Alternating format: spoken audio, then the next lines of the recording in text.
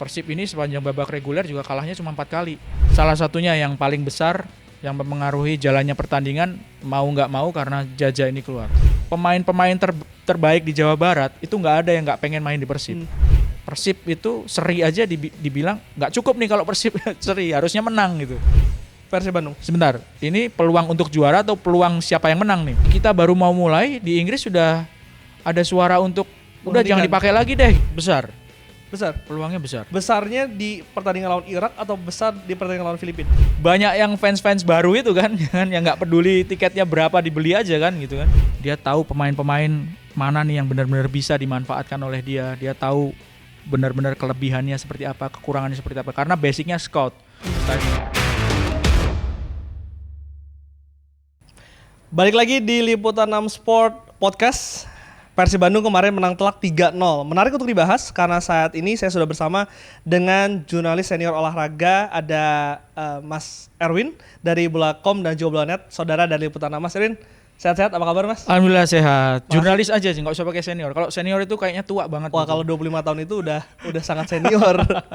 Mas Erwin, kemarin nonton pertandingan Persib Madura? Kalau final harus nonton. Harus nonton. Ya. Gimana nih Mas? Final yang menghibur untuk Liga 1 musim ini? Menurut saya cukup menghibur ya.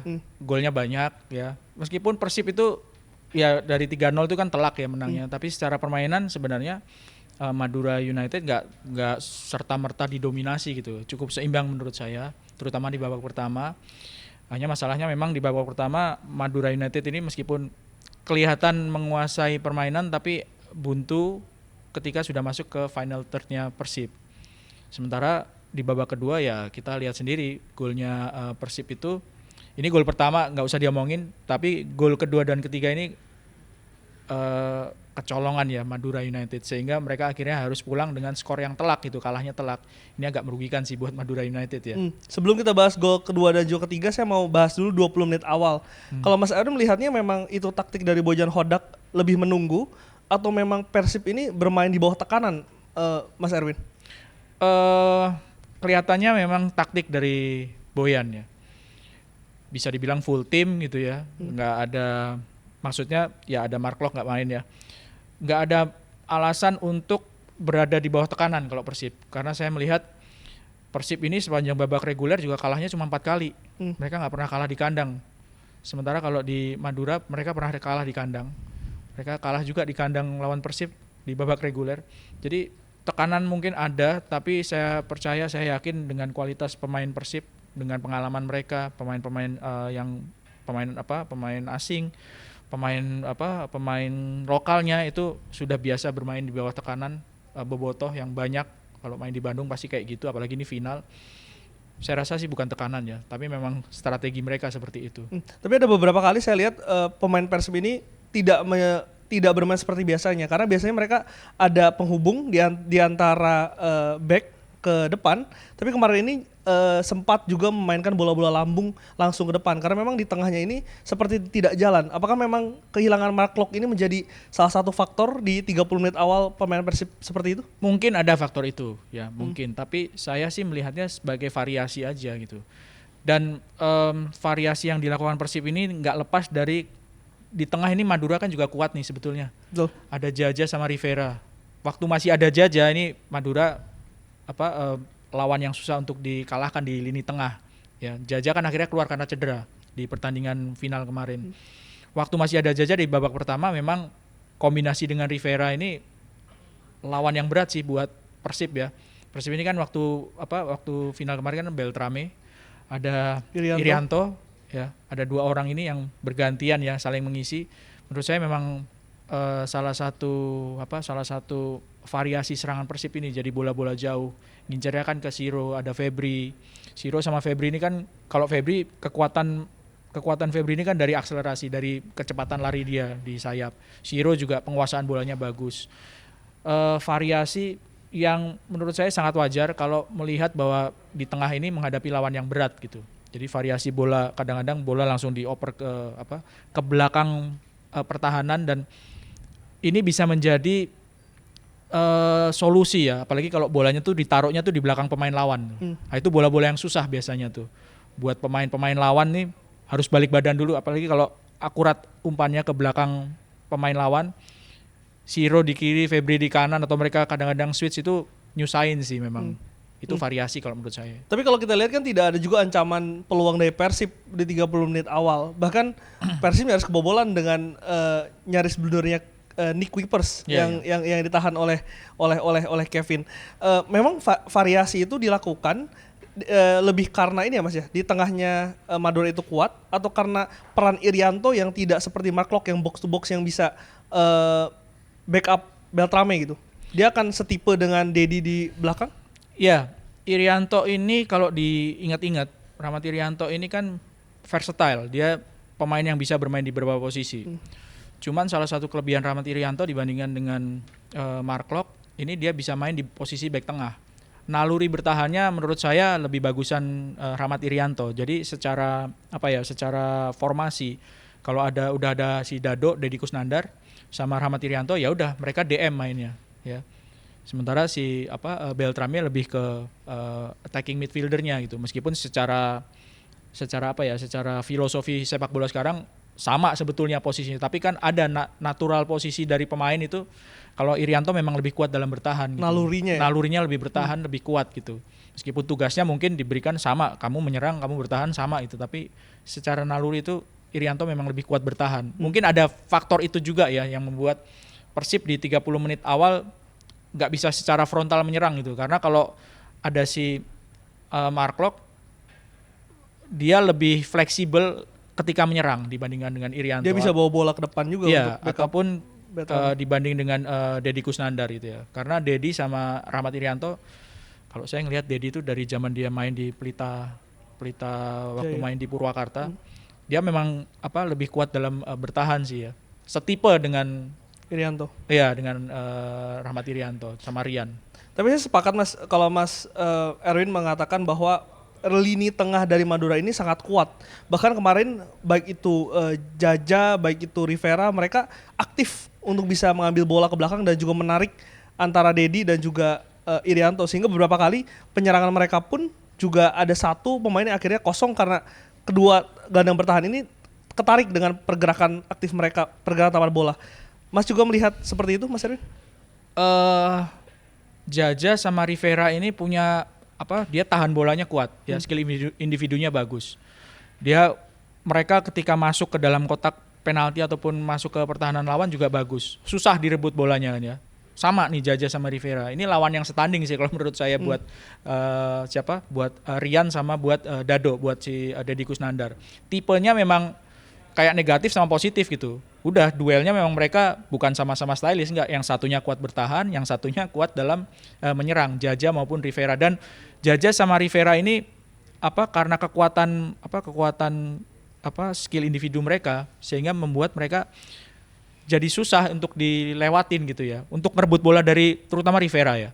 Untuk merebut bola dari Rivera ini kan susah. Sementara kalau Jaja mengandalkan skill individunya.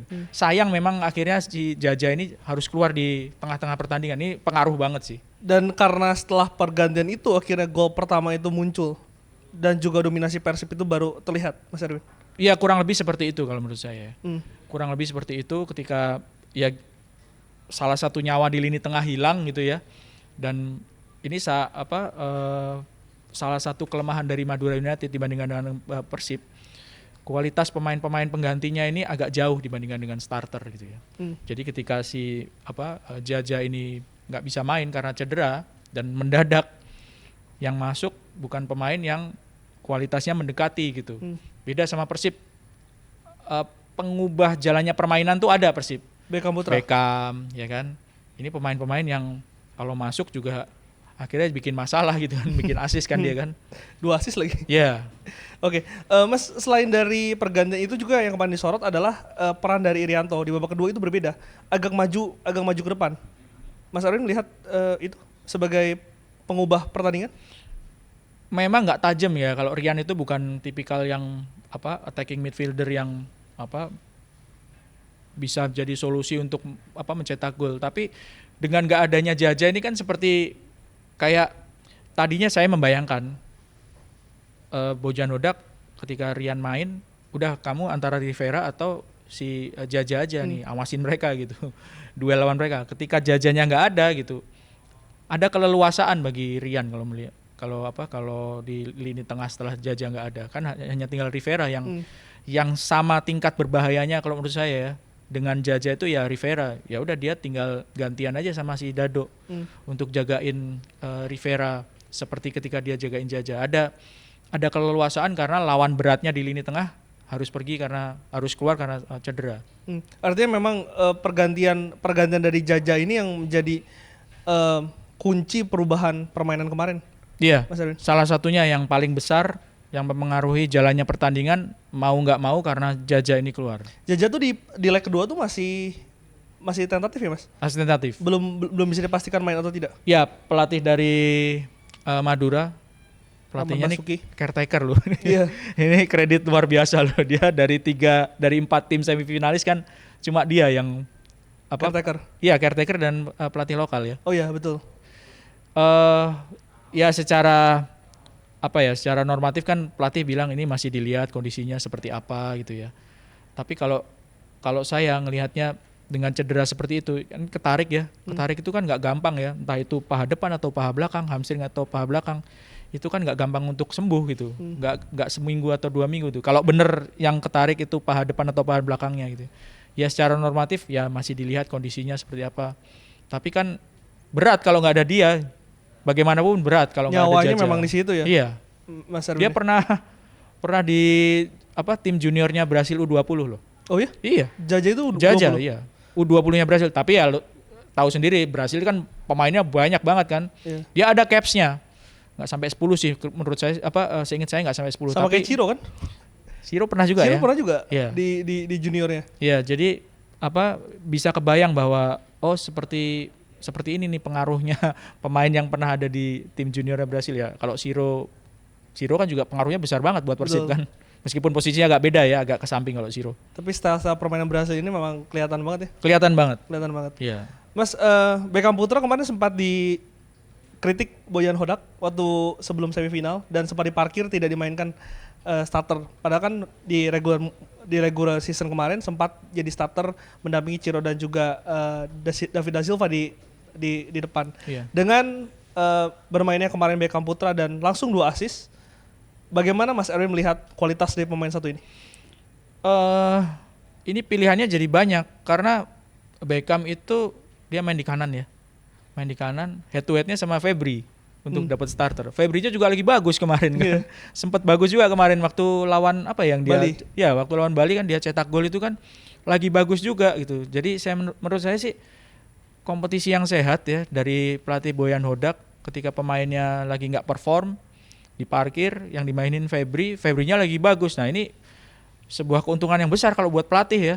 Buat sebuah tim ada 2 pemain di satu posisi sama-sama lagi bagus gitu ya. Udah tinggal siapa yang siap. Kalau misalnya kemarin si Febri waktu lawan Madura nggak bikin gol, diganti sama Beckham langsung 2 assist. Ini kan sebuah keuntungan yang besar gitu. Dan dua-duanya pemain lokal lagi kan ya. Kayak hidden games yang kembali bersinar sih kalau menurut saya. Febri kan beberapa tahun yang lalu kan sempat masuk timnas, tapi setelah itu sempat redup. Nah, ini Beckham juga lagi bagus. Febri-nya ternyata juga lagi bagus juga performnya lagi naik lagi gitu. Ya tinggal pinter-pinter siapa yang mengimpress Boyan Hodak aja, siapa yang jadi starter ntar kan.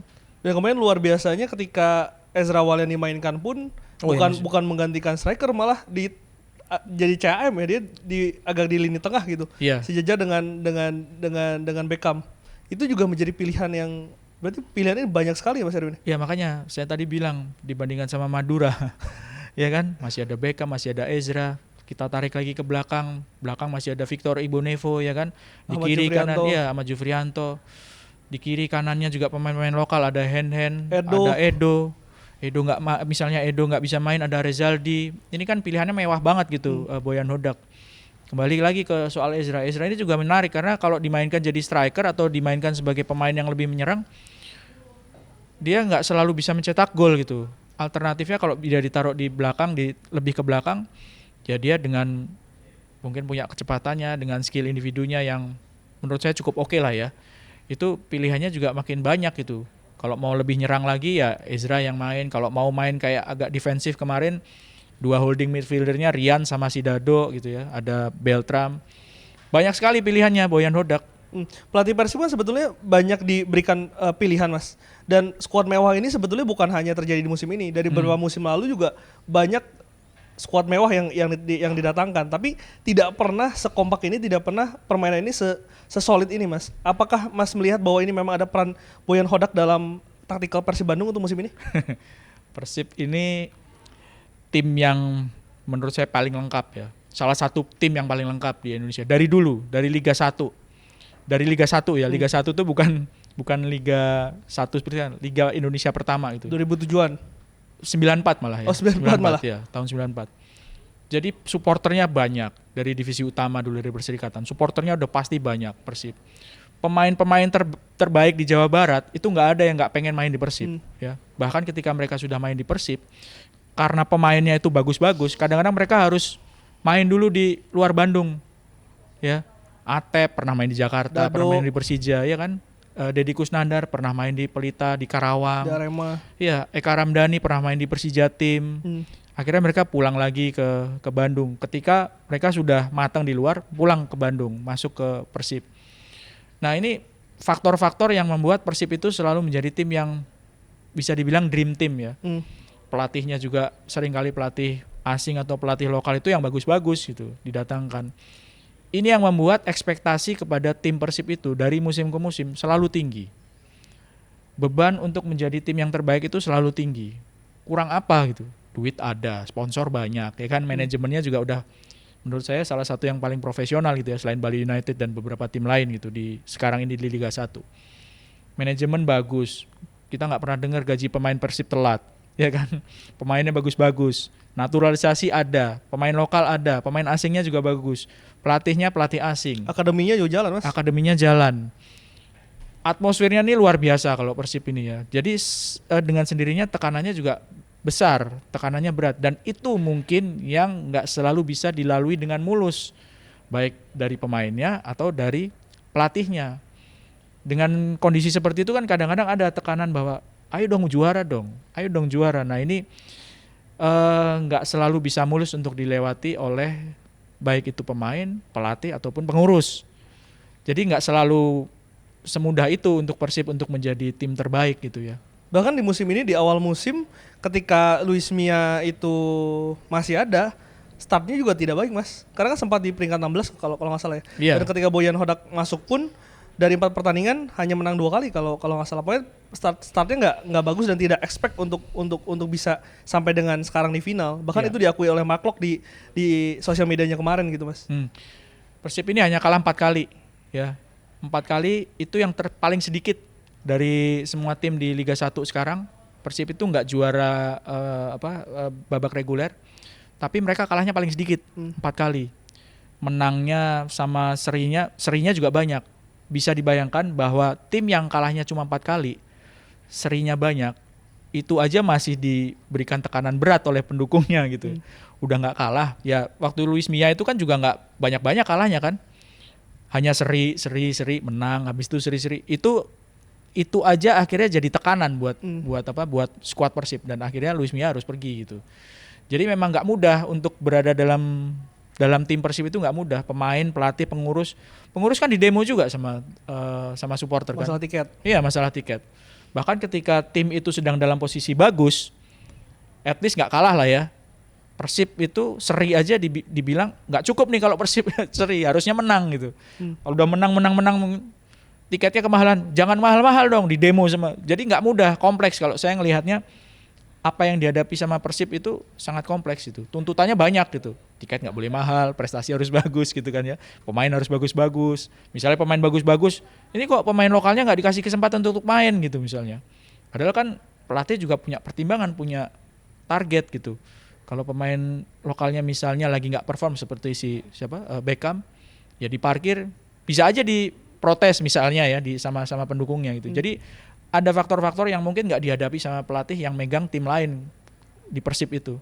Jadi tidak hanya faktor di dalam lapangan, tapi di luar lapangannya pun besar ya Mas ya? Iya, karena cinta banget untuk tim seperti Persib ya, yang sejarahnya panjang, supporternya banyak. Ini kan kalau supporter tim-tim yang divisi utama Persib kan Persib, Persebaya, Persija, PSM, Persipura, PSMS, PSIS itu kan fanatismenya luar biasa dan itu nggak setahun 2 tahun, puluhan tahun gitu. Jadi ekspektasi kecintaan, bentuk kecintaan supporter kan macam-macam gitu ya, dukungan, kritikan, demo, cacian, teror gitu ya, macam-macam gitu. Ya itulah kecintaan supporter Indonesia untuk timnya. Kalau musim ini Mas Erwin melihat DDS dan juga Ciro menjadi dua kunci keberhasilan dari Persib Bandung? Ya, luar biasa nih saling melengkapi. Terutama David da Silva ini stabil sekali, kaki kiri kanan hidup, ya sprint kencang, ya sundulan oke. Sundulan dia nggak usah ngadep ke gawang, dia ngadep ke belakang aja bisa ngegolin gitu. Balik kemarin ya? Luar biasa David da Silva. Dan sebenarnya kan udah ketahuan pas dia main buat Persebaya. Persebaya aja karena mungkin nggak cocok sama kontraknya jadi nggak diterusin sama Persebaya kan. Ya Persib ngelihat bahwa David da Silva ini memang bagus, apalagi kalau pemain gelandangnya itu pinter-pinter, pemain gelandangnya nyodorin umpan-umpannya manis manja kan enak banget itu David da Silva. Mau ditaruh di kiri, di kanan, umpan bola jauh. Ya gol ketiganya kemarin kan dia goreng sendiri dari tengah itu kan. Dikawal sama pemain-pemain Madura, Fahrudin yang awal itu juga kewalahan. Itu kan kualitas luar biasa dari David da Silva. Dan David itu kan tidak hanya menunggu bola tapi dia bisa menjemput bola dan keeping bola itu sangat sangat baik sekali, salah satu yang terbaik bahkan saya katakan di Liga 1. Ya itu contohnya di gol ketiganya Persib kemarin kan. Dia dari tengah lapangan kan dapat bolanya itu kan enggak di dalam kotak penalti dia. Bukan striker yang nunggu aja di dalam kotak penalti. Walaupun kemarin sempat ada isu dia mau keluar dari Persib ya. Sempat tidak bermain kan satu kali ketika melawan Barito kalau nggak salah Mas. Iya. Saya agak kurang update kalau itu ya, nggak apa-apa ya. Nggak apa-apa. Tapi kemarin kan ya itu ada masalah manajemen lah mungkin ya. Akhirnya selesai dan juga untungnya formnya ini tidak mengganggu tim gitu loh Mas. Iya. Kalau misalnya David da Silva nggak main itu kan juga agak PR sih sebetulnya kalau menurut saya ya buat Persib. Ya Ezra bisa jadi striker, cuman kan secara ketajaman, secara kualitas gitu. Kalau udah David da Silva yang main, pemain belakang lawan juga pasti kan akan mikir gitu. Waduh, ini lawannya David da Silva yang secara track recordnya ngelihat juga sudah menggetarkan kalau pemain belakang ngelihat ya. Dengan skor 3-0 kemarin untuk di Madura Jumat ini, apakah masih ada harapan untuk Madura? Harapan pasti ada karena belum main kan. Ya kan, harapan pasti ada. Tapi harapan yang seperti apa? Apakah bisa selisih 3 gol? Kalau menang 1-0 aja masih kebuka harapan ya. Madura menang 1-0. Tapi di pertandingan waktu Persib di jamu sama Madura, kan Madura kalah juga 1-0 main di Madura. Jadi dengan kualitas seperti itu, saya rasa harapan ada. Tapi tipis. Ya peluang pasti lebih besar dari Persib. Apalagi kalau misalnya Jaja nggak main. Makin berat lagi peluang bagi Madura United untuk bisa menang. Mas Erwin melihat peluangnya berapa per berapa ini untuk final leg 2? 60-40 Persib Bandung. Sebentar, ini peluang untuk juara atau peluang siapa yang menang nih? Peluang kan beda peluang nih. Yang juara ya? Peluang yang juara Persib 70-30. 70-30. Iya. Prediksi skor akan seri? Enggak sih. Enggak seri kayaknya. Siapa yang menang? Tergantung nih, kalau Jaja main Madura punya peluang untuk menang. Tipis tapi kalau Jaja nggak main Persib bisa menang.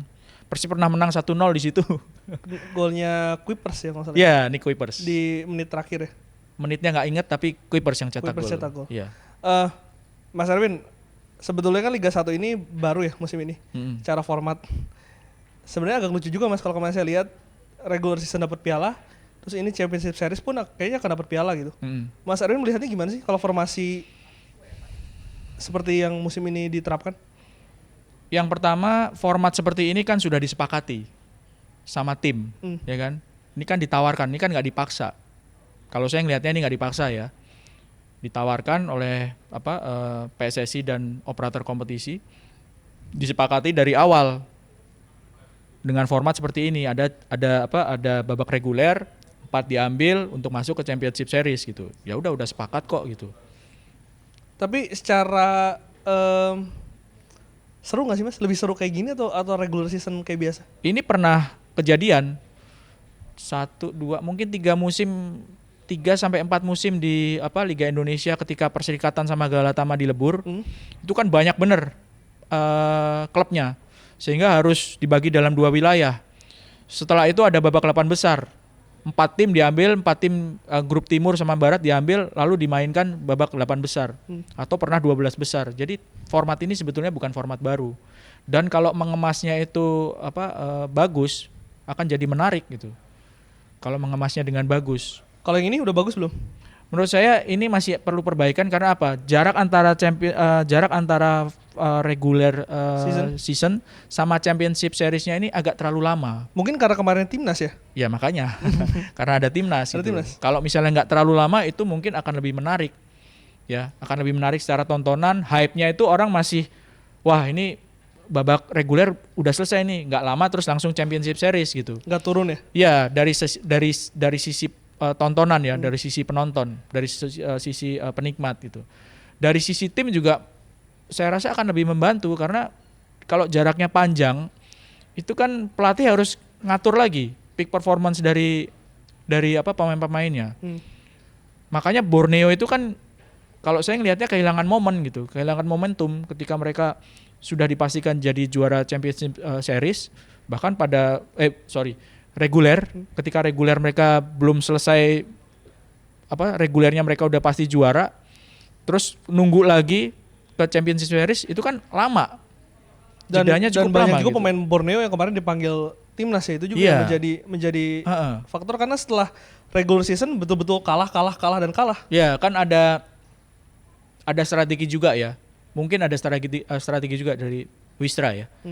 Untuk memainkan pemain-pemain yang selama di reguler itu nggak banyak dapat kesempatan gitu. Ya jam terbang atau simpen tenaga supaya ini pemain-pemain kuncinya jangan sampai cedera lah. Orang kita udah pasti lolos ke championship series, jangan sampai cedera. Mungkin juga kan pertimbangan itu kan bisa jadi ada di pelatih Borneo. Yang baru lagi di musim ini adalah video assistant referee VAR.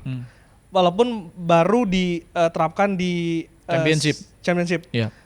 Melihatnya bagaimana Mas? Ini suatu kemajuan yang memang harus diterapkan di liga kita? Kalau ngelihat dari apa yang disuarakan ya di medsos, netizen, ya memang berguna sih. VAR ini memang berguna. Meskipun mungkin belum sempurna ya, belum sebanyak angle-nya tuh belum sebanyak kalau yang kita lihat di Liga Inggris atau di turnamen Piala Dunia ya kemarin ya. Tapi paling nggak membantu lah, sehingga pemain juga secara psikologis pemain juga lebih tunduk ya kepada wasit gitu, lebih percaya, lebih tunduk kepada wasit gitu. Cuman masalahnya kan gini, di kita baru mau mulai di Inggris sudah ada suara untuk udah jangan dipakai lagi deh gitu. Nah ini kan Wolverhampton ya masalahnya. Iya. Yang ngajuin. Jadi ya apapun itulah, tapi ini upaya yang menurut saya positif sih. Tapi dengan beberapa musim liga kita ini selalu bahkan beberapa kali terjadi kerusuhan karena memang kecewa dengan wasit, yang memang mungkin jalan satu-satunya adalah VAR ini ya Mas. Iya. Salah satu solusi yang ya udahlah orang udah kelihatan kok gitu, misalnya gol apa enggak ya kan? Kartu merah apa enggak? Ini gol apa enggak ini yang paling penting kan sebenarnya kan, yang paling sering sering digugat gitu kan. Ini gol apa enggak, kartu merah apa enggak. Kalau yang 2 faktor lainnya salah ngasih kartu apa itu kan agak jarang ya. Tapi secara infrastruktur pertanyaannya, apakah stadion-stadion kita ini memang sudah siap menerapkan VAR ini?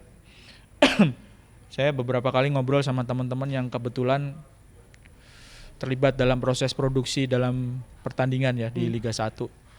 Jujur memang belum. Memang belum siap. Kalau mau memenuhi standar VAR yang seperti di Eropa atau di Piala Dunia, belum terlalu siap gitu. Tapi ini kan VAR-nya kan mobile ya Mas ya? Yeah. Maksudnya mobile ini apakah juga belum siap? Atau masih bisa diterapkan? Siap atau enggak itu kalau saya ngelihat lebih krusial adalah bagaimana penempatan kamera di dalam stadion. Nah itu, kalau mobilenya atau enggak itu kan ya let's say bisa dibilang sudah siap gitu, dibawa kemana-mana siap kan. Tapi bagaimana sebuah stadion itu bisa memenuhi standar untuk naruh kamera VAR. Nah itu yang Oh itu yang menjadi kunci masalah iya itu. yang jadi krusial kan itu.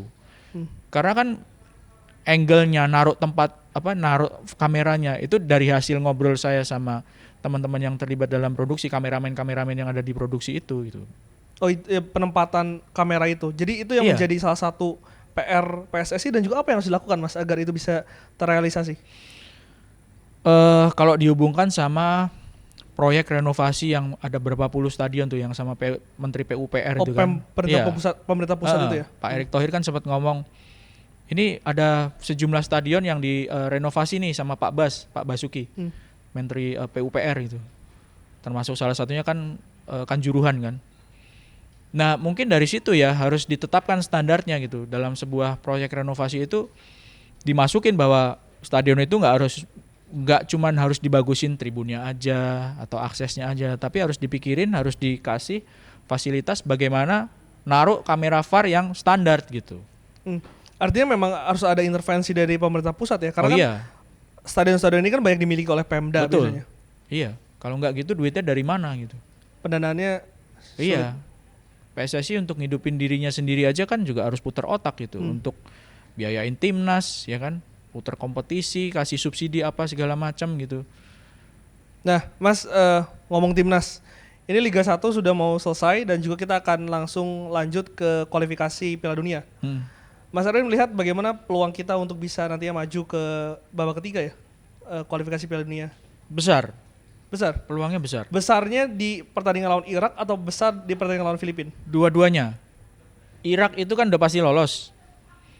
Datang itu kalau kabar yang beredar itu benar, dia kan nggak bawa pemain-pemain utamanya. Kalaupun dibawa juga ya ada kemungkinan pemain-pemain yang selama ini jadi cadangan untuk jadi main, ya ada rotasi. Mainnya di Indonesia itu kan peluang buat kita. Apalagi kalau kita dengar tiketnya udah sold out gitu ya. Seperti mahal, Mas. Ya tapi tetap sold out kok. Sold out ya, tapi mahal Mas. Kan banyak yang fans baru itu kan yang nggak peduli tiketnya berapa dibeli aja kan gitu kan. Sehingga supporter yang tadinya setia selalu datang, wah kok tiketnya mahal banget gitu kan. Yang pertama faktor Irak ya. Irak itu sangat mungkin mereka nggak tampil dengan kekuatan seperti ketika mereka belum pasti lolos gitu. Mainnya di Indonesia. Ada beberapa pemain-pemain yang waktu main di Irak itu belum main ya. Orat Mangun belum main waktu itu kan. Ya. Belum main. JIJ belum main. Tapi JU kita nggak akan belum main tahu juga. Ya. Belum tahu ada apa enggak. Karena dia kualifikasi playoff ya. Playoff ya. Playoff seri A ya. Ya. Yang kedua Filipina ini menurut saya dengan kekuatan Indonesia sekarang dan mainnya di Indonesia, ya besar peluangnya untuk menang ya. Bukan sekedar seri gitu ya, tapi menang. Kalau lawan Irak bisa seri bisa menang gitu ya. Tapi sih saya percaya harus optimis nggak akan kalah lawan Irak di Indonesia. Tapi pertanyaannya Mas, pelapis kedua dari Irak itu dengan kualitas kita apakah setara atau masih jauh? Karena kan secara peringkat itu jelas sudah lumayan jauh dengan Irak. Lalu di leg pertama pun di Irak kita dibantai lumayan gitu loh. 5-1 ya. 5-1. Nah pelapisnya ini apakah juga masih di atas kita atau setara dengan pemain-pemain kita? Saya nggak tahu pelapisnya siapa. Ya seperti apa mainnya pemain-pemain kalau misalnya Irak ini nampilin pemain pelapisnya. Tapi patokan saya sih penampilan Indonesia ketika menghadapi Vietnam, terutama waktu main di Hanoi. Patokannya itu aja gitu. Itu kan bisa dibilang Indonesia full team ya. J ada di situ, Orat Mangun ada di situ. J ada ya. Tom Haye ya. Itu pemain-pemain yang menurut saya besar sekali perannya mengubah permainan Indonesia. Ya bisa dibilang waktu lawan Irak kan nggak main ya mereka ya. Besar sekali peluang pengaruh mereka. Sebagai supporter ya kita pasti optimis. Tapi secara ekspektasi Mas, karena kalau saya lihat kemarin Olimpiade pun sebetulnya kan Olimpiade ini bukan sebagai target utama kita. Bahkan PSSI pun kemarin hanya menargetkan 8 besar. 4 besar itu kan target dari Sintayong. Dan kalau memang 4 besar itu peluang lolos kita ke Olimpiade jadi besar. Tapi masalah yang kemarin adalah fans kita yang berekspektasi kita ini sudah pantas untuk lolos ke final. Kalau Mas melihat memang tim ini sudah pantas untuk bermain di level Olimpiade, Piala Dunia atau seperti apa Mas Erwin? Ini kita ngomongin U23 apa senior nih? Senior. untuk senior. Tapi maksudnya ekspektasi dari fansnya. Oke. Ini harus dibedakan. Kalau U23 ya memang segitu. Kemampuan kualitas dari tim U23 memang segitu ya Indonesia. Untuk lolos ke Olimpiade memang belum. Tapi untuk bisa bersaing di satu turnamen ya Piala AFC U23 buktinya sudah bisa sampai ke 4 besar. Tapi kalau untuk tim senior ini kan ekspektasinya belum langsung lolos ke Piala Dunia, tapi lolos ke babak ketiga. Ekspektasinya besar dan menurut saya masih masuk akal. Masih masuk akal. Masih masuk akal, sangat masuk akal. Kalau masalah kemarin di timnas U23 itu kan kedalaman skuad yang menjadi PR. Betul. Karena itu betul-betul 8 pertandingan ya. 7 pertandingan. Tidak ganti starting. Iya. Bahkan hampir sama semua gitu Mas. Betul. Dan jomplang antara starting line up dan juga pelapis. Nah, kalau di timnas senior ini Pilihannya lebih banyak kalau tim senior kan. Dari pemain-pemain U23 kemarin ada banyak. Lalu pemain-pemain yang ya memang senior, Tom Haye, Orad Mangun, ya kan? Jordi Amat. Jay Izes, Sandy Walsh, Jordi Amat. Pilihannya lebih banyak. Kalau menurut saya untuk lolos ke babak ketiga itu masih sangat masuk akal gitu. Masih ya masa lawan Filipina di Indonesia nggak menang sih, ya kan? Seperti itu. Karena pilihannya lebih banyak dan mainnya memang lebih matang. Karena memang pemain yang memang seniornya memang ada di situ. Oke. Mas Erwin, sebelum timnas Indonesia, kita juga akan disuguhkan dengan pertandingan final Liga Champions. Oke. Di 2 Juni besok ya. Real Madrid lawan Dortmund. Apakah ini finalnya mudah untuk Real Madrid? Kalau dilihat dari reputasi mungkin iya. Ya. Raja Liga Champions 14 kali. Iya, lawan Dortmund. Dari reputasi iya, tapi kan dalam sepak bola itu kan semuanya bisa terjadi gitu. Dan Dortmund sampai ke final itu kan juga bukan pekerjaan yang mudah gitu. Meskipun mereka di Bundesliga-nya juga peringkat 5 ya. Ada di peringkat 5 gitu ya, bukan di penantang juara gitu, tapi mereka melewati lawan-lawan yang nggak mudah juga di Liga Champions. Pertandingan final hanya sekali lagi kan. Saya mengambil ilustrasi sih Dortmund ini pernah menghadapi situasi yang sama. Di final Piala Champions, Liga Champions atau Piala Champions itu tahun 96. Baru lahir ya 96 ya. Baru lahir. Waktu itu lawannya Juventus. Juventus waktu itu Alessandro Del Piero, Vialli, Dream Team Juventus. Sementara Dortmund datang dengan status underdog. Dortmund yang menang 3-1. Ya. Jadi Dortmund pernah punya cerita manis ya puluhan tahun yang lalu. Itu menggambarkan ya sebenarnya nggak apple to apple, tapi itu menggambarkan bahwa Dortmund pernah menghadapi situasi yang kurang lebih serupa gitu ya. Siapa sih yang nggak kenal sama Madrid dengan gelar juara Liga Champions yang berderet itu? Lawan yang dilewati oleh Madrid terutama di babak knockout ini kan juga lawan kelas berat. City sama Munchen. Ya, dan mereka mengambil kemenangan di 2 pertandingan di 2 babak perempat final dan semifinal itu kan nggak mudah itu. Salah satunya pakai adu penalti waktu lawan City kan. Jadi memang secara tim, secara pemain bintangnya itu ya lebih lengkapan Madrid gitu. Tapi Dortmund juga punya kekuatan dalam kolektivitas, kematangan. Saya melihatnya itu sih. Dortmund apa ya Mas yang bikin mereka perjalanan di Champions ini agak jauh? Karena memang secara squad sebetulnya kan dari final terakhir di Wembley itu yang lawan Munchen ini kan skuadnya lebih mewah saat itu dibandingkan sekarang. Apa kunci dari keberhasilan Dortmund melaju ke final? Terzic ya pelatihnya ya. Terzic. Ya. Kita ngomong dari pelatihnya dulu ya. Terzic ini kan tadinya talent scout. Ya. Dia tahu menurut saya ya, dia tahu pemain-pemain mana nih yang benar-benar bisa dimanfaatkan oleh dia. Dia tahu benar-benar kelebihannya seperti apa, kekurangannya seperti apa. Karena basicnya scout. Setelah itu jadi asisten pelatih, baru jadi head coach. Jadi ada basic dari Terzic ini benar-benar tahu kemampuan pemain-pemainnya. Dan itu tercermin dari skuadnya Dortmund sekarang ini. Ada pemain yang berpengalaman yang yang sudah tidak dipakai di tim sebelumnya. Hummels, Niklas Sule. Itu kan pemain-pemain Munchen yang nggak dipakai lagi, ditampung lagi. Hummels balik kandangan ke Dortmund. Dan akhirnya jadi pilihan utama, ya kan? Sule mungkin nggak jadi pilihan utama, nggak selalu jadi pilihan utama, tapi kan kualitas dari Sule juga bagus gitu. dan menjadi sebuah kekuatan. Dia jeli melihat pemain-pemain muda seperti Adeyemi, ya, pemain yang nggak dipakai di tim lain yang masih dalam usia produktif, siapa? Jadon Sancho, ya kan? Sebastian Haller itu kan kalau saya nggak salah ingat dia kan baru pernah mengalami Kanker kanker. Waktu di Frankfurt ya. Betul. Dia pernah di West Ham juga kalau nggak salah ya. Pernah di West Ham. Jadi pemain-pemain yang Terzic ini tahu bahwa ini potensial meskipun kelasnya bukan bintang gitu. Ataupun bintang masa lalu seperti Hummels.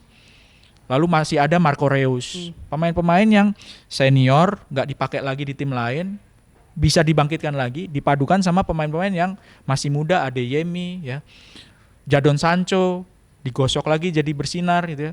Sebastian Haller. Jadi pemain-pemain yang full crook ya, strikernya. Ini kan juga sudah bukan pemain yang muda, 31 umurnya. Dan bukan pemain bintang ya Mas ya? Iya. Bukan pemain top gitu. Jadi meramunya nih pinter bagaimana ngelihat kelebihan dari pemain-pemain yang mungkin sudah nggak dipakai, sudah nggak dipakai lagi di tim lain. Jadi memang murni ini kecerdasan dari pelatih. Iya, kecerdikan dari Terzic. Musim lalu kan hampir juara mereka. Itu sedihnya ampun-ampunan dan nggak gampang kan, bangkit dari masa itu tuh nggak gampang kan. Ternyata sekarang malah masuk ke final Liga Champions. Liga Champions ya. Iya. Kalau Real Madrid ini kan hampir juara di Bundesliga ya, Bundesliga bukan di ya? Liga Champions ya. Kalau Real Madrid dominasinya di Champions ini 14 kali juara. Apa sih yang Mas Erwin lihat? Mau nggak mau kalau Madrid ini kita harus bicara soal DNA DNA juara ya. Memang mentalnya ya mental beda, juara ya. Pemain kalau sudah masuk ke Madrid udah gitu mainnya di Liga Champions pasti beda. Meskipun mereka juga pernah mengalami masa sulit, musim lalu kalah 4-0 dari City kan. Sempat kalah 4-0 dari City. Tapi musim ini saya rasa saya ngelihatnya mereka lebih dewasa, lebih matang ya. Tapi kalau dari secara pemain pun kan ini regenerasi mereka tuh jalan ya Mas ya? Iya. Salah satu regenerasi yang menurut saya Berhasil. jalannya smooth, nggak kayak sorry to say Barca misalnya ya. Tapi ini smooth banget kan. Ketika Toni Kroos udah bilang dia mau pensiun, Luka Modric ya, Kroos dan Modric, ini kan sudah ada Tchouaméni atau pemain-pemain gelandang lainnya. Siapa Prancis satu lagi itu? Camavinga ya. Camavinga ini bisa main di gelandang, bisa main di back tengah. Tchouaméni ini juga bisa main di back tengah. Camavinga waktu Mendy nggak bisa main, dia main di back kiri. Jadi pemainnya ini regenerasinya smooth banget. Benzema nggak ada, sekarang José Lu cadangan lah ya, cadangan lah José Lu. Rodri ya, terus Vini Junior ya. Ini kan regenerasinya benar-benar smooth gitu. Dan kalau kita lihat juga Madrid konsisten banget ya Mas kalau di Eropa itu karena DNA yang tadi Mas Erwin bilang ya. Walaupun pemain ini berubah tapi DNA itu tetap ada di klub. Pemain dan pelatih berubah ya. Pemain dan pelatih berubah itu ya Madrid ya seperti itu kalau udah main di Eropa gitu. Mereka pasti ada lah non teknis dari seorang pemain ketika sudah pakai kostum Madrid mainnya di Liga Champions. PD-nya pasti ngebus 2 atau 3 kali lipat ada kali ya kalau menurut saya sih. dan ya faktanya gitu kan ya. Betul. Tapi nggak semua tim besar itu kan kayak tadi kita bahas Persib banyak pemain bintang ini kan tidak menjamin kesuksesan Mas. Iya. Walaupun pelatih besar, pemain bintang, tapi belum tentu gitu mereka berhasil. Tapi ini saya lihat kan sangat smooth sekali untuk Madrid ini. Iya. Kalau bicara soal pemain bintang, pelatih bagus, track record pelatihnya juga bagus ya bisa dilihat dari City juga kan. Mereka kan berapa kali attempts atau berapa kali percobaan itu untuk bisa sampai jadi juara Liga Champions musim lalu kan. Padahal Guardiola di Barca juga juara Liga Champions ya kan. Di Munchen juga sukses gitu. Ketika di City sudah sistemnya juga udah jalan juga nggak mudah untuk jadi juara Liga Champions gitu. Tapi kalau di Madrid sama sebetulnya problemnya ya. Cuman itu tadi ada satu faktor X yang nggak dimiliki oleh tim lain karena mereka adalah juara Liga Champions paling banyak gitu. Ketika udah main di Liga Champions tuh auranya sudah beda. Meskipun ya pernah juga kalah 4-0 lawan City di musim lalu pernah juga gitu. Tapi mereka bisa kembali dengan lebih matang musim ini kan. Dengan cara main ya di pertandingan waktu lawan City itu kan juga sebenarnya kan Madrid nggak enak lihat mainnya Madrid itu kan nggak enak. Waktu bisa imbang 1-1 itu di pertandingan kedua ya. Waktu di pertandingan pertama golnya banyak, masih oke lah gitu kita lihat. Tapi pertandingan kedua, leg kedua kan nggak enak lihat Madrid main kayak gitu. Tapi ya akhirnya mereka bisa lolos kok. Gitu. Yang dikalahin juara bertahan gitu kan ya. Dengan terdominasi mungkin sekitar hanya 20 atau 30% possession ya waktu di pertandingan kedua. Mereka bisa colong gol dan bisa bertahan hanya kebobolan 1, maksain adu penalti. Mereka bisa lolos gitu. Meskipun dengan sekali lagi nggak enak cara mainnya itu, tapi tujuannya kan menang ya, tujuannya lolos gitu ya. Setelah Casemiro ini akan dilanjutkan dengan kehilangan Toni Kroos musim depan. Apakah sudah tidak masalah lagi karena memang adanya pengganti di lini tengah Real Madrid yang tidak hanya muda tapi sudah matang, Mas Erwin? Ya pilihannya udah ada kan ya, Tchouaméni atau Camavinga. Ada Valverde juga di situ. Valverde bisa main di agak ke pinggir ya. Camavinga ini kalau saya main FM selalu saya beli. Muda dan potensial. Iya, dari Rennes ya. Selalu saya beli dan kebukti di Madrid tuh dia versatile loh ya. Kalau kepaksa bisa main di back tengah, tapi Tchouaméni lebih sering di main back tengah. Dia main di back kiri juga oke gitu ya. Main di gelandang tengah juga oke. Dan ya, ada Bellingham juga di situ. Ada Bellingham ya. Secara usia ini investasinya masih panjang di Madrid ini. Secara usia Bellingham itu sekarang jadi top scorer di Madrid. 18 gol kalau nggak salah ya. Lebih banyak dibandingkan dengan Vini Junior itu.